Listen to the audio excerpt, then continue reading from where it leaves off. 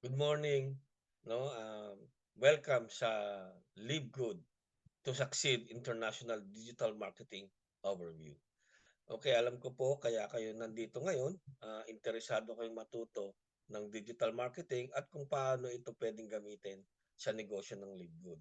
Now, I assume narinig niyo na po si Live Good, kaya lang hindi pa kayo sumasali o hindi pa kayo kasali kay Live Good dahil hindi niyo alam kung paano mag-invite. Malamang o maaaring dati ay nagkaroon na kayo ng negosyo na katulad nito na network marketing na kayo or ito yung una niyong network marketing na gagawin. Pero papaano kayo mag-i-invite? Papaano kayo maghahanap ng prospect?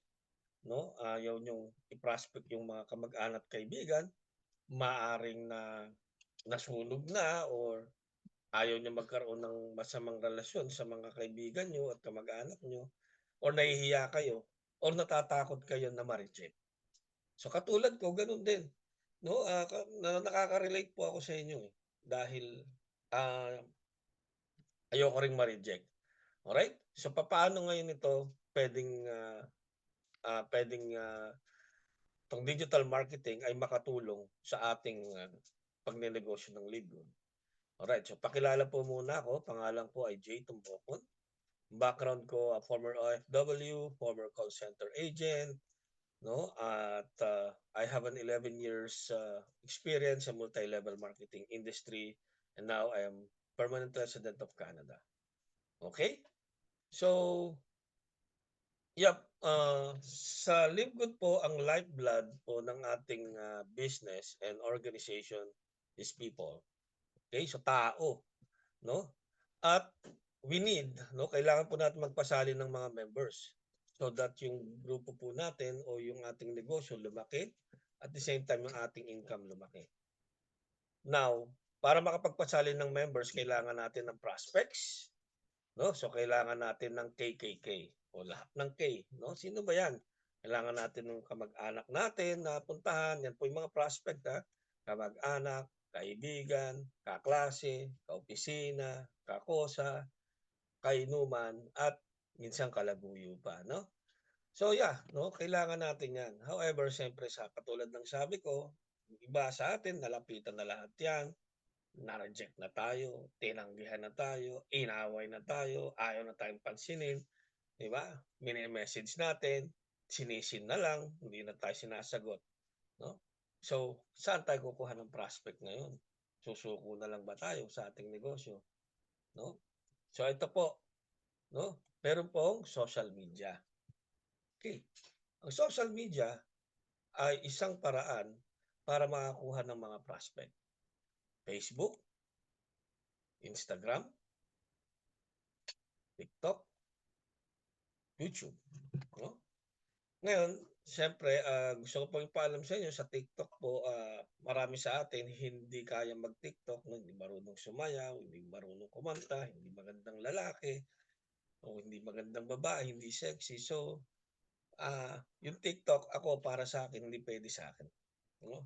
Gano'n din kay YouTube kasi, kay YouTube, nahihiyang magsalita, nahihiyang gano'n din 'no, na hindi hindi makapagpakita ng mukha at hindi marunong magsalita. So, saan tayo puwedeng kumuha ng prospect? Okay, easiest way is FB ads o Facebook ads, okay. So, kung familiar po kayo sa Facebook ads, kung ito'y nagawa na niya 'no, malamang, madali na rin po para sa inyo ito. Pero kung sa tingin niyo ay umubos na kayo ng pera, nag-FB ads kayo dahil umubos kayo ng pera dahil hindi niyo alam yung ginagawa niyo, puwede ko po kayong turuan, 'no?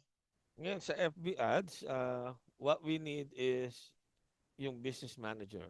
Okay. So ano ba yung business manager na yan? Okay. Papakita ko po sa inyo ang business manager.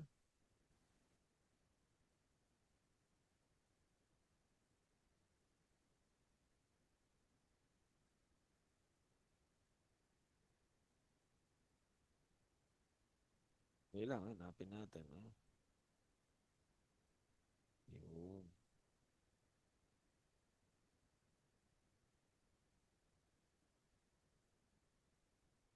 Okay. Po.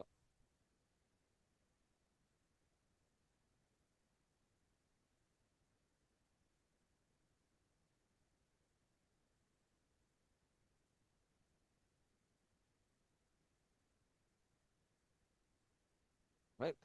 So, again, sa Facebook ads po, what we need is kailangan po natin ng business manager. So, I will assume na lahat po ba tayo may business manager na? Pero kung wala pa, I will actually teach you. I can teach you po kung how or ako mismo gagawa ng business manager nyo. Ito po siya, no? Business manager. This is actually attached sa inyong Facebook. Okay? So gagawin lang natin 'yan, no? And then dito tayo magka-create ng ads through Ads Manager. Ito po yung aking Facebook page or business manager, no? And then kinreate ko po yung aking ads through Ads Manager. Ito po siya, no? And ayan po, no, yung Ads Manager. So, kung makikita nyo, ito po yung mismong FB ads ko. Right? I have one campaign running.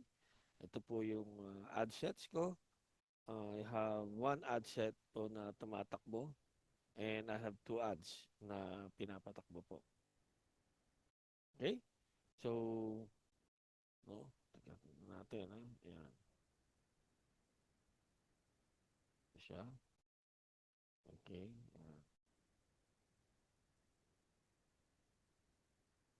Okay? So, yep. Ito po yung Facebook ads na ginagawa ko ngayon or yung nakita nyo, no?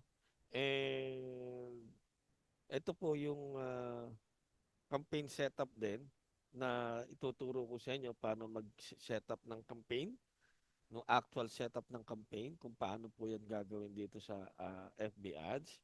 And then yung ad metrics, ano po yan? Number one po na ad metrics dyan, siyempre po yung result, no? Gaano karami?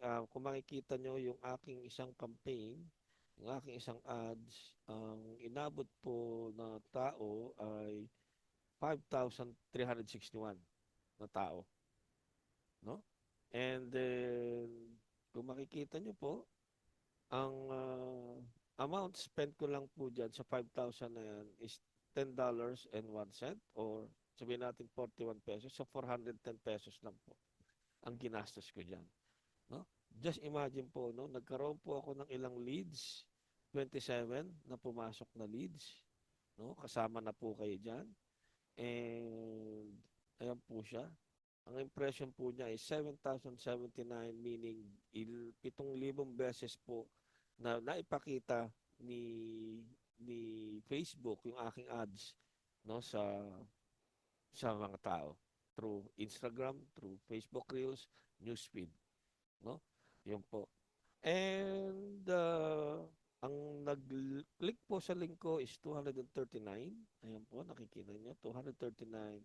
And ang click-through rate ko is 3.38%. Medyo mataas po yan. Marami pong nag-link o nag-click sa link ko. Right? So, yan po yung metrics na ituturo po natin. No? And siyempre, bukod po dyan, tuturo ko rin po sa inyo yung tinatawag na FB Ads Calculator or yung inyong CAC, magkano po yung inyong ginagastos to acquire your leads or your prospect. Okay? So, yes, yan po, no, yung mga tuturo ko dito sa FB Ads. Okay? Ang Facebook ads po kasi, meron pong tinatawag na awareness at saka traffic engagement. Ito po yung top of funnel. So dahil po tayo nasa multi-level marketing, dapat po ang kinukuha natin yung middle of the funnel, yung doon po tayo sa leads kukuha. Yung awareness po kasi, ito po yung ginagamit ng mga big brands, no, na kung saan, no, yung iba pinapakita lang nila yung mga maraming may pondo, like for example, Nike, no, yung mga Toyota, yung mga malalaking kumpanya, no.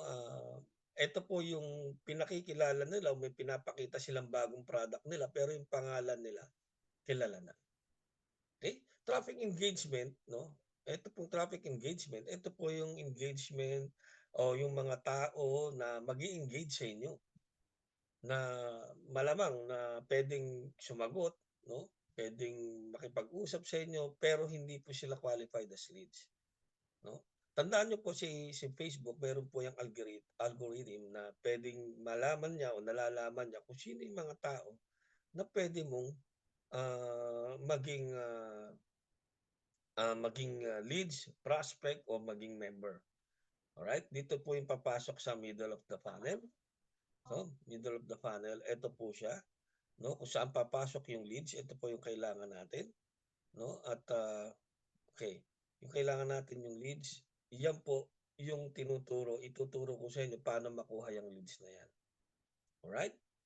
Gano'n din po sa sales, ito yung bottom of the funnel kung e-commerce kayo, pero since nasa multi-level marketing tayo, ito po yung middle of the funnel na puwede nating kuhanin. Ano po yung middle of the funnel? Yan po yung mga taong may idea na, 'no, pero maaaring hindi pa ready 'no, na mag-live good dahil meron pa silang mga question at mga tanong, okey? So, magkano po yung training cost niyan? Ang FB Ads po, ang training cost niyan is 10,500. Totoo po yun, 'no, 10,500 po yan kung maghahanap kayo ng ibang mga taong magte-train sa inyo. That's the cost kung magkano po yung training ng FB Ads. At sa akin po, tuturo ko sa inyo ng free. Yes, free. At there's more. Ano yun? Tuturuan ko rin pa kayo ng basic Canva design na nagkakahalaga ng 1,500, basic sales funnel design 'no, na nagkakahalaga ng 2,000 at siyempre po basic copywriting.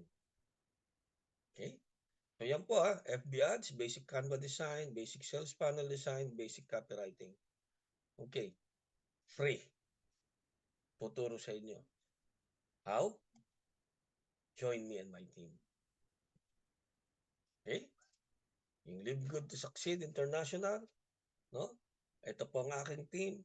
If you will join my team, may idea na kayo kay Live Good, just for uh, $50 'no, yung affiliate fee and $9.95 na members fee. And then once you join me 'no, if you want to join me, meron na kayong free website. Ito po yung mga mode of payment 'no, via credit card, debit card, PayMaya, virtual card, GCash. Kung GCash po gagamitin niyo, kailangan niyo lang akong kontakin 'no. And if you want to reserve your position free, ayan po yung, ito po yung, ah, yung aking, landing page or you can message me 'no, or you can email me po, okay. So, ito po yung mga paraan para makontak ako if you want to join my team and learn digital marketing for free. Just contact me or reserve your position. 'Pag na-reserve niyo po yung position niyo, sesendan ko po kayo ng email confirmation and we can go from there. We can talk via Zoom link 'no, gano'n din 'pag minessage niyo ako, may mga question pa kayo, katanungan, I'll send you a Zoom link and we can talk via Zoom or you can email me and, we can talk via ise-send ko rin yung yung Zoom link sa inyo via email and then we can talk. Okay po? So again, maraming salamat. If you're interested, huwag niyo pong sayangin yung offer na yan, ah, dahil, that this is a one-time offer 'no, once na nabuo ko na yung 50 ko na tao na o members na naturuan ko, that's it. Okay? So, thank you and, have a nice day.